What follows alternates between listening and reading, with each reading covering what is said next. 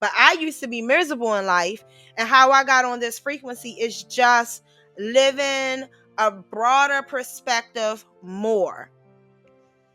Question everything and know nothing. You know nothing. You know nothing that's going on here. You will never be smart enough to know what's going on here.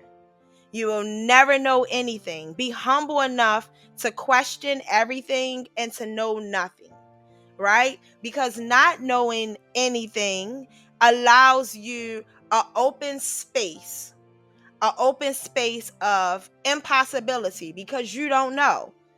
But when you think you know everything, now you are entering human experience, which has to make everything logical, right? How do this happen? How will I get $1,000,000? How did that plant grow? How this? How that?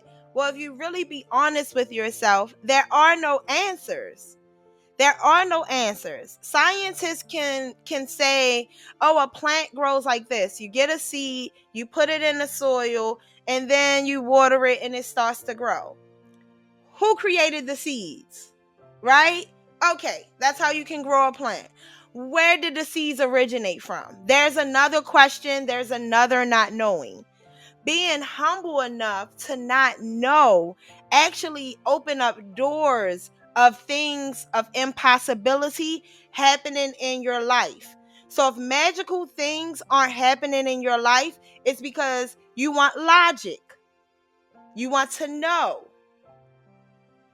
right? If you want to know and you want logic, when you start asking questions and other people who usually don't know either start giving you answers, then you stay stuck in logic. You stay stuck in the answer to that question, right? Let's say if someone say, "How do I become rich?" Someone will say, "You have to get up early, you have to work hard, you never get to sleep, you got to work 20 hours out of 24, you'll lose your family, you'll do this, you'll do that. That's how you become rich." And so you will take that answer because you had a question, you'll take that answer and you will say, "This is how I'll become rich." So you will limit yourself to only that one way of it happening. But if you say, "I don't know how to become rich. Help me, universe. I don't know how a plant is growing with a seed. I don't know. I don't know. I don't know." It's almost as being, it's this freedom of not knowing. It's this freedom of not knowing. And when you don't know, then you can take yourself out of that little limited space that you think you know everything. Like you think every answer to every question that you have ever gotten from the time you was young, you think that produced who you are now, and you think you know things, right? You think you know things. And so because you think you know things, you stay in that space of that knowing.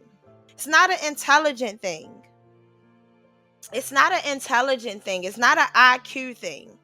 It is a thing of wanting the answer to everything. You will always receive an answer.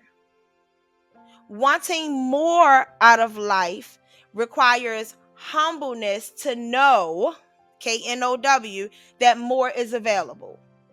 So you can either live a logic experience where you can logically fight for your limitations. No, that is true because people are hungry. That is true because politics. That is true because of this. You can know so much. You can be a know-it-all and live in a knowing experience, right? You can have that experience, or you cannot know shit and live in impossibility. You don't know how people go to space. You don't know how humans walked on the moon. You don't know how we keep waking up every morning. You don't know why the sun keeps showing up. You don't know nothing. Therefore, you're in a space of anything is possible.